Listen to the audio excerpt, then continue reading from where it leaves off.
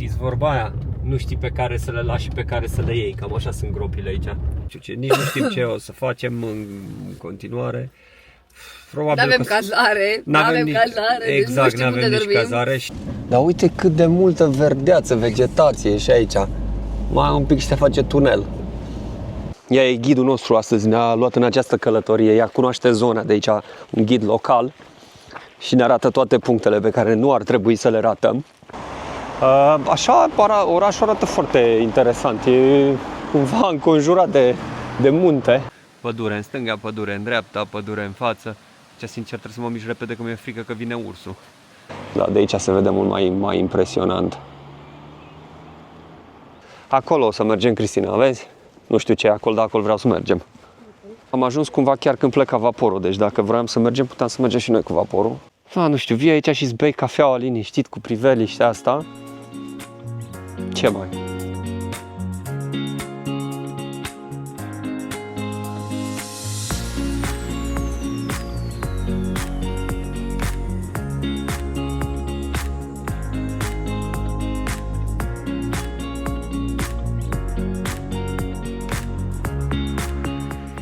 Dacă vă plac filmulețele noastre, nu uitați să vă abonați la canalul nostru, este gratis, iar pe noi ne ajută foarte mult.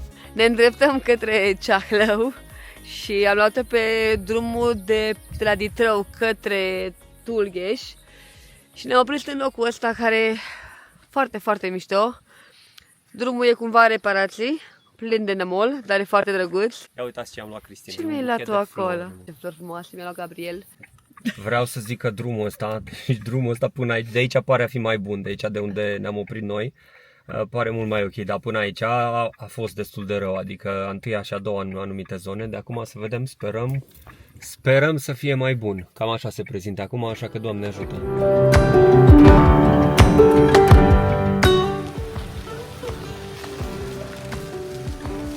Wait for me, I've got short legs! Bună dimineața și bine ați venit la un nou vlog. Ca să dăm un pic de context aventurii noastre, am pornit din județul Brașov, mai bine zis de la ultima noastră cazare din Poiana Mărului, spre județul Harghita, iar apoi județul Neamț, unde vrem să mergem să vizităm masivul sau să mergem să facem o drumeție pe masivul Ceahlău, să urcăm sus la vârful Toaca și să ne bucurăm și noi de priveliște. Parcă e mai ok pe aici un pic drumul. Acolo în spate a fost tare rău, dar aici e ok. Mai ales că avem SUV-ul ăsta autohton. Chiar e ok. Nu... Oricum, priveliștea e foarte, foarte frumoasă, adică tot drumul e mega fain. Cred că se lucrează acum, că văd și acolo sus, Da. o groază și aici sau ce balastru Uite, cineva locuiește acolo. Pare că vor să repare drumul ăsta și e un drum foarte frumos, adică o să fie, arată spectaculos tot drumul. Și chiar merită. Hai că l-am de ochiat. Un drum prin natură. Le de ochiat deja sunt, wow. Da, s-au înmulțit gropile. Aici singura problemă e că Te mănâncă ursul. poate veni ursul la orice clipă. Când nu ești atent, parcă vezi că îți bate pe spate. Și zice, știi, aici e casa mea de fapt, nu e a ta. Știți vorba aia? Nu știi pe care să le lași și pe care să le iei. Cam așa sunt gropile aici. Eu zic să le iei pe toate ca să nu se certe între ele. Da, cel mai bine. E a doua oară când vrem să venim pe Ceahlău și avem parte de vremea asta. Deci e absolut incredibil. 2 zile, deci a început astăzi, a început de aseară să toarne cu găleata și prognoza arată că va fi astăzi toată ziua așa și mâine la fel. Nici nu știm ce o să facem în continuare. N-avem cazare, n-avem cazare, exact, deci nu știm n-avem unde nici dormim. cazare și bine, avem două opțiuni, am găsit două opțiuni, am găsit una pe lângă lacul Izvorul Muntelui, foarte frumoasă, și am mai găsit una nu departe, undeva de la stațiunea Durău, se urcă pe un drum spre munte și se vede foarte frumos se vede o parte a lanțului muntos de la cazare. S-ar vedea dacă n-ar fi... N-ar lua și dacă am merge la cazarea respectivă. Acum suntem între astea două cazări. Amândouă arată foarte bine. Sunt pensiuni, dar pensiuni foarte frumoase. Acum o să vedem. Când o să ajungem o să vă arătăm pe care dintre ele am ales-o și ce oferă. Avem un pasager clandestin. Până și astea fug de ploaie. Până la urmă ne-am făcut curajul și am pornit spre stațiune, spre Durău. Și nu știu dacă o să urcăm, cel mai probabil nu o să urcăm pe Ceahlău, pentru că ia uitați cum e vremea în continuare. Foarte, foarte, foarte ploios. Am oprit la Cabana Vânătorul se numește, care arată foarte, foarte autentic. Au câteva spații de cazare, am văzut căbănuțele astea aici în spate. Sunt vreo 3 căbănuțe de genul acestea pe care o vedeți aici în față. Și restaurantul în sine arată foarte tradițional, foarte autentic, cu lemnul ăsta, cu bârne făcut și pe din afară și cu piatră. Și foarte multe detalii. Și aici avem două, să le zicem, manechine îmbrăcate în costume populare, foarte multe animale împăiate am văzut. Așa, și terasa să vă arăt. Aici în partea asta e destul de gol. Acum că am înțeles că în weekend de obicei e foarte plin. În weekenduri când e de obicei vreme bună, vin și se fac tot felul de activități. Se poate urca pe munte sau merg de aici, că e foarte aproape, merg și la stațiunea Borsec. Să vă arăt puțin și înăuntru cum arată, că mi s-a părut foarte șmecher cu blănurile astea așa pe masă, pe scaune, pe pereți, peste tot. Arată foarte, foarte mișto. Până la urmă, că n-am menționat, am găsit cazarea care ne place și o să vă arătăm mai încolo. Am stat și am văzut că nu s-a oprit ploaia și am zis să facem ceva util, dacă toți suntem aici. Și am pornit pe un drum care trece efectiv prin munte și o să ieșim în partea cealaltă, după baraj, undeva după barajul Bicaz. Ne-am uitat noi așa puțin pe hartă, arată foarte bine, drum cu serpentine, se numește Axial și efectiv ne scoate prin munte în partea cealaltă. O să ne oprim un pic și sus, la sat, cred că e, satul Izvorul Muntelui, unde, dacă avem noroc și s-a mai lăsat puțin ceața, o să vedem cumva și puțin din muntele Ceahlău. Așa că stați cu noi și ne vedem mai încolo. Da, uite, acum se poate merge și la Bureț. Ne putem opri aici și putem să ieșim la Bureț. Numai că te uzi tot la picioare. Dar uite cât de multă verdeață, vegetație e și aici. Mai un pic și se face tunel.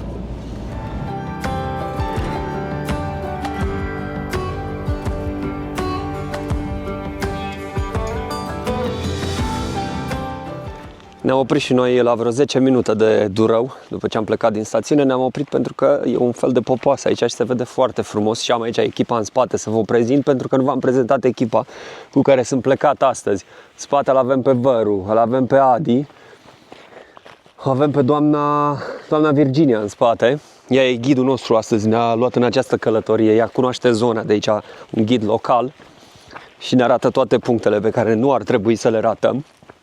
Dar să lăsăm vorba și să vă arăt puțin cum se vede de aici, de la popasul ăsta. Dacă n-ar ploua, se vede jos lacul Izvorul Muntelui și se ridică acum puțin ceața, dar arată foarte, foarte, foarte bine.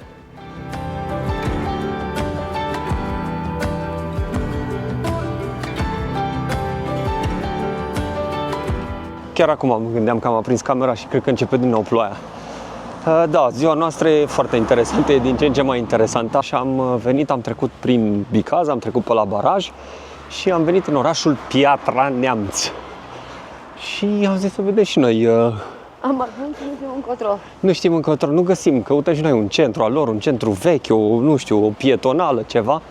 Să vedem cum arată centrul din orașul Piatra Neamț. Și ne-am învârtit pe aici de vreo 10 minute și nu știm absolut în ce direcție să mergem. Am găsit ceva cu curtea domnească, dar ne ducea la un restaurant, cel puțin când am pus pe Google Maps, și acum mergem, că am văzut niște scări aici și pare așa cumva centru. Am văzut că e și hotelul Ceahlău mai în partea cealaltă și cam așa arată aici la Piatra Neamț. Noi am vrut să facem așa, o oprire scurtă, adică nimic ca să luăm orașul, să vedem exact ce se poate face. Ce e special la Cinema Mon Amour ăsta? Nu știu, probabil o clădire istorică. Așa, orașul arată foarte interesant. E cumva înconjurat de munte. Deci în partea aia acolo. Pădure cu munte și mergem aici în față pe scările astea că pare foarte, foarte mișto. Poate găsim și noi undeva să stăm la o terasă, nu știu, să gustăm un pic din Piatra Neamț. Îți place la Piatra Neamț, nu? Da, cum să nu? E frumos la Piatra Neamț. Dacă n-ai urcat scările de la Toaca... Da, exact. Dacă n-am reușit să urcăm pe Ceahlău, să vedem scările de pe Toaca, de pe vârful Toaca, urcăm scările de aici, din Piatra Neamț. Acum să recunoaștem, noi am venit cumva spre Piatra Neamț pentru că pe partea de meteo, pe hartă, ne-am uitat pe... am obosit. Pe precipitații și arăta că nu plouă aici la Piatra Neamț. Într-adevăr, nici nu plouă, a plouat probabil că văd bălți și am ajuns într-un părculeț ceva de genul. Unde suntem aici? Da, să-mi fie rușine. Asta e turnul lui Ștefan cel Mare din față. Ctitoria voievodului Ștefan cel Mare, 1457-1504. Face parte din complexul medieval Curtea Domnească. Deci aici era Curtea Domnească și pe noi tot ne ducea la ceva restaurant când am pus pe Google Maps. Muzeul de artă. Da, cumva am găsit cea mai centrală zonă. Drăguță biserica. Mergem mai aproape să vedem ce se servește. Biserica Domnească, e poartă hramul Nașterea Sfântului Ioan Botezătorul. Față în ansamblu curții de piatră, ridicată în vremea lui Ștefan cel Mare. Are 26, aproape 25,9 metri lățime și 9,3 lungime, pardon, 20, aproape 26 de metri lungime și o lățime de 9,3 și se remarcă prin proporțiile sale frumoase și prin bogata decorație de ceramică smălțuită păstrată aproape intactă. Și unde e ceramica smălțuită? Să fie acolo brâul de sub acoperiș. Și dacă se vede.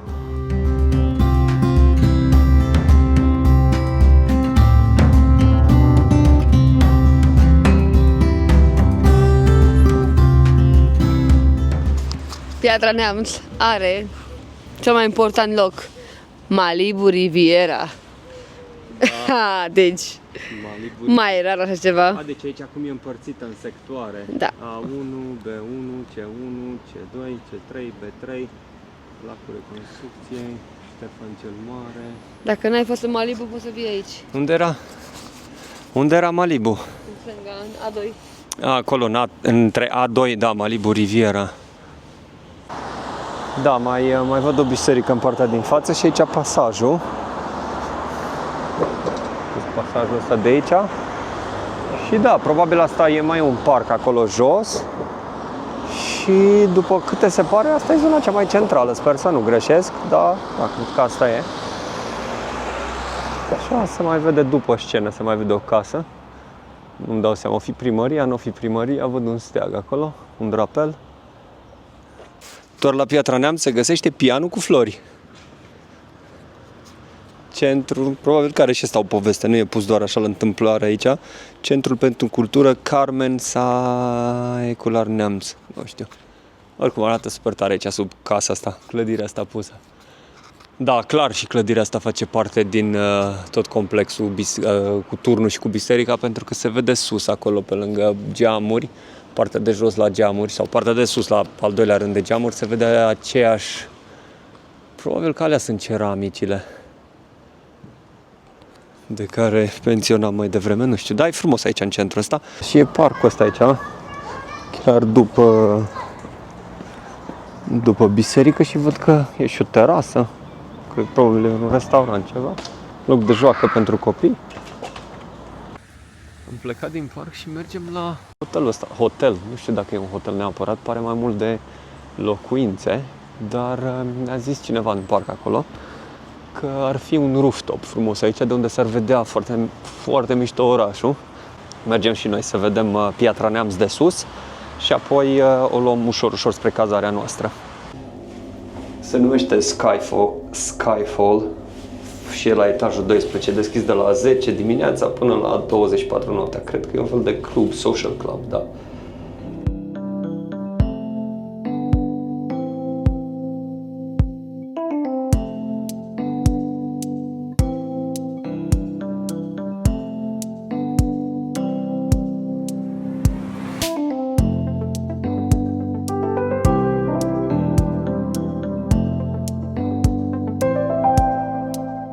se vede foarte mișto de aici.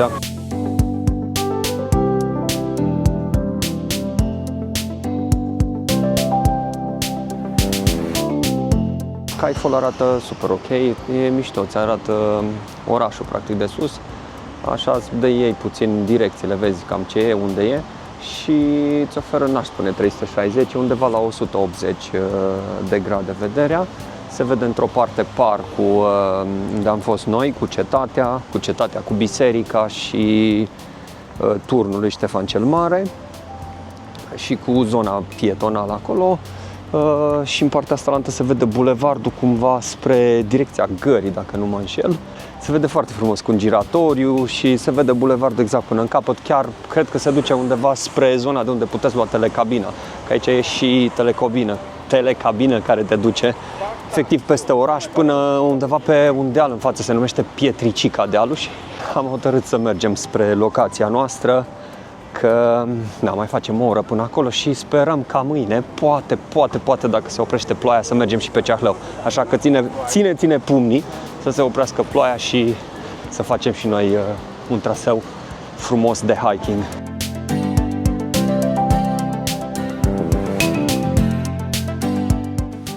Să vă arăt așa puțin cam cum stau eu de ploaie și încerc să vă arăt unde ne-am cazat. Deci efectiv suntem în mijlocul munților, undeva pe partea din față, acolo unde e plin de ceață, ar trebui să se vadă masivul Ceahlău.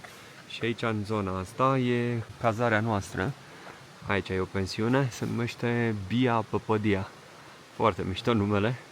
Și cam de asta suntem înconjurați. Pădure în stânga, pădure în dreapta, pădure în față. Deci, sincer, trebuie să mă mișc repede că mi-e frică că vine ursul. Mă rog, săracul are de sărit râul ăsta din față sau pârâul ăsta din față. Dar, cam așa, în mijlocul pădurii, efectiv. Încerc să-mi strâng și eu bagajul și să merg înăuntru. Misiunea e ok, arată interesant, e frumoasă rău locația. Sperăm ca mâine să se ridice puțin ceața și să vedem și noi masivul de aici, de la cazare. Și sperăm că se oprește ploaia, poate avem și noi o șansă să-l urcăm, dacă nu, asta e. Bună dimineața de la munte! Ne-am trezit de la cazarea asta noastră de aici, de la poalele masivului Ceahlău.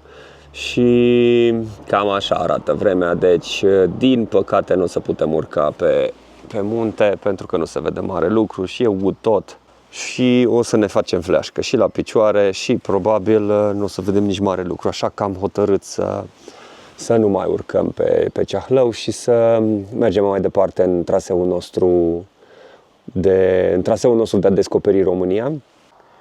Să facem un tur la cazarea asta cu care am stat noi, Bia Păpădia, pentru că e foarte aproape de traseele spre Ceahlău. Și acum să intrăm să vă arătăm puțin și camera.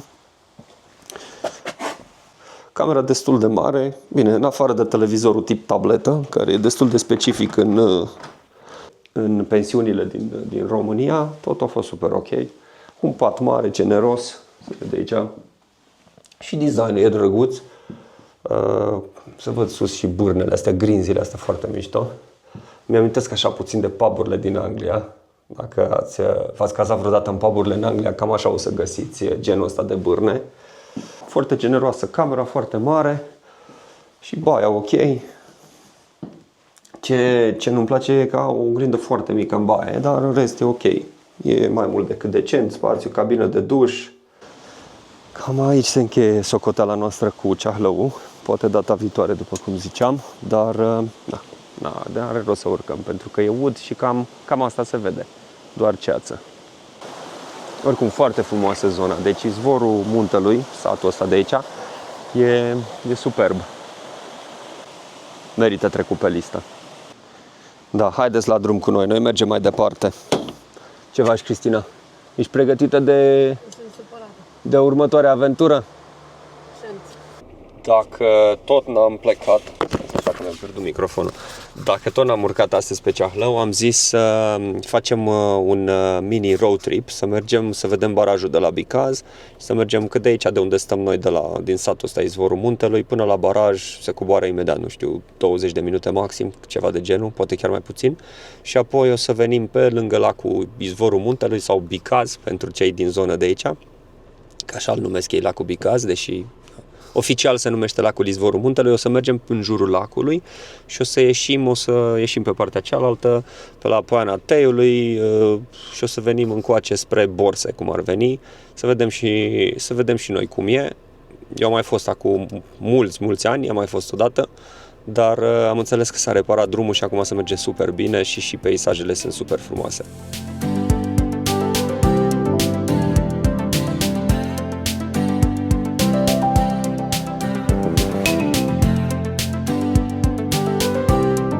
Zece minute a durat de la cazarea noastră, am ajuns la baraj și mă uitam aici sus pe un stâlp că scria fotografiatul interzis, dar nu zice nimic de filmat, deci ok, doar de fotografiat. Pe partea asta nu se vede așa de impunător, dar pe partea din spate se vede cât de mare e barajul. Încolo în față pare ca un fel de debarcadier. Văd câteva bărci, căsuțe. Văd acolo ceva mai mare și mai frumos.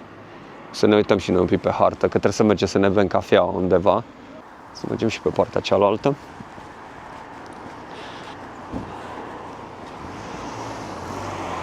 Din câte știu eu, ăsta este cel mai mare baraj de acumulare din România. Să vedem, până acum n-a trecut absolut nicio mașină. Acum când vreau să trec și o stradă, e plin de mașini. Să ne uităm un pic și de pe partea asta lantă. Eu am lăsat și cheia în contact, sincer, la mașină. Dacă pleacă cineva cu ea, asta e. Da, de aici se vede mult mai impresionant. Ce culoare interesantă are apa jos.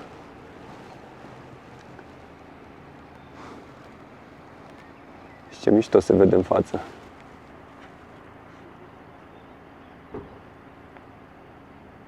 Peste tot ei trebuie pus panoul ăsta cu fotografiatul, este interzis. Dar bănuiesc că toată lumea se oprește să-și facă poze aici. Ca și Cristina acum. Acolo o să mergem, Cristina, vezi? Nu știu ce e acolo, dar acolo vreau să mergem. Dar ce îmi place la barajul ăsta e că are trotuar, efectiv, pe stânga și pe dreapta și se poate merge pietonal, fără nicio problemă. Dar mă gândeam așa că se poate face un traseu, gen, ce știu, de la Durău, urcați pe Ceahlău, după aia coborâți pe drumul ăsta axial pe care am coborât și noi, veniți pe la baraj, puteți merge și la Piatra până la urmă. De ce nu? Nouă ni s-a părut drăguț iar la Piatra. Chiar un oraș frumușel. Istoric. Noi n-am avut, am stat 2 ore maxim în oraș, dar probabil că sunt multe activități de făcut. Puteți merge și la Cetatea Târgu Neamț, așa că nici Cetatea Târgu Neamț nu e departe de Piatra. E o listă, se poate face un traseu foarte frumos în zonă. Doar să țină și vremea în general, să fie vreme frumoasă și voie bună, multă voie bună.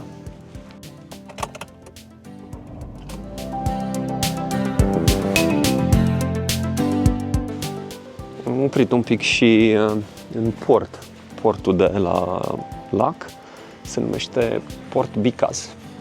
Am văzut că există o terasă aici de unde se vede foarte frumos lacul, e cumva ce am văzut noi de pe baraj. Da, de aici, de la terasă, se vede foarte frumos încolo și probabil se vede și partea din spate a barajului. Și da, de acolo de jos se pleacă cu vaporul. Se vede partea de unde se și îmbarcă acum. Se îmbarchează oamenii. Și am găsit și pe prietenul nostru, nu știu, e pisică sau motan. Ce faci, mă? Ce faci, mă, aici? Tu ești paznicul portului, nu? Da, foarte drăguță terasa aici. Noi o să mergem probabil mai departe, că nu am găsit cafeaua care îi place Cristinei aici. Dar priveliștea e drăguță. Nu știu cât costă o plimbare cu barca. Am să văd, nu știu, probabil sunt mai multe. Văd și embarcațiuni mai mici, gen șalupă, da, barcă cu motor din ăsta de probabil 4-5 persoane și vaporașul la mare care pleacă încolo. Sunt ceva activități de făcut. Mie îmi place terasa asta aici. Să am grijă pe unde merg să nu calc pisica. Treabă cât costă vaporul? Da, vaporul costă 25 pentru adulți și 15 pentru copii. Dar ai nevoie de minim 200 de lei. Să se adune oameni. Da. Da, e nevoie de un minim de oameni. Evident că doar nu o să plece vaporul gol. Am ajuns cumva chiar când pleca vaporul, deci dacă vroiam să mergem, puteam să mergem și noi cu vaporul, să caut cheile, că nu găsesc cheile de la mașină.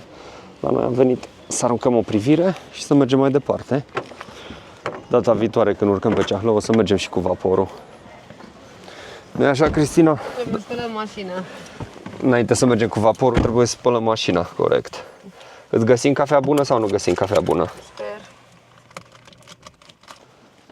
O altă locație super interesantă aici lângă Lacul Bicaz e pensiunea Grădinile Romane, se numește, care e în spatele meu și arată foarte bine pentru pensiune și are foarte mult, adică curtea e foarte mare și piesa de rezistență e priveliște, adică de aici, din grădină, se vede efectiv lacul și se poate coborî, cred, chiar până jos la lac. Noi aseară cumva eram între locația asta și locația cealaltă unde am stat noi acolo la munte, chiar la baza Ceahlăului. Dar am zis că poate urcăm și din cauza asta am ales să mergem în partea cealaltă, dar am zis să vă arătăm puțin și aici cum arată. Pentru că noi o văzusem mai de mult, tot o știam și ne-am mai uitat și la niște review-uri și arată foarte, foarte frumos. Și camerele, cum nu știu dacă toate, dar cred că toate sunt gândite ca să dea vedere spre lac. Se vede cu terasă, cu balcon, indiferent că e doar balcon Julian sau e terasă mare, toate au vederea spre lac. Și grădina arată, nu știu, toate detaliile astea arată foarte, foarte frumos. Candelabre, unde mai vezi candelabre în grădină? Efectiv, candelabru afară, pe bucata asta de grădină. Au și mese, probabil că se organizează și nunți aici, tot felul de evenimente. Acum aveau un team building în sus, dar da, ne place mult și da, am zis să ne oprim un pic și să vă arătăm și vouă locația. E bine tare pentru o pensiune, nu știu camerele, dacă noi n-am fost înăuntru să vedem camerele, nu știm cum arată, dar grădina arată foarte, foarte bine. De aici jos ponton, din câte știu fac și ceva excursii cu barca, nu știu dacă au ski-jeturi sau doar bărci sau hidrobiciclete sau cum se numesc ele. Nu știu, vii aici și îți bei cafeaua liniștit cu priveliștea asta. Ce mai? Și păcat că noi am vrut să ne oprim să mâncăm ceva, dar e luată acum, e închiriată toată și dura foarte mult până ne făcea nouă ceva, că doamna a fost foarte drăguță la recepție și ne-a zis că putem adică se poate comanda, doar că durează foarte mult. Se pare locul super pentru o nuntă. Da, păi probabil e gândit puțin și să organizeze. Afară, jos pe ponton. Da, să organizeze evenimente. Da, e foarte frumos, nu? Îmi place mult. E top la locații. Nu știu, n-am fost la toate în zonă, dar din ce am citit și noi și ce am văzut până acum arată bine tare. Se mai vede așa puțin de un candelabru printre copăcei și se vede lacul în față. Foarte, foarte tare. Aici se încheie episodul nostru de astăzi. Până data viitoare vă salutăm și călătorii plăcute!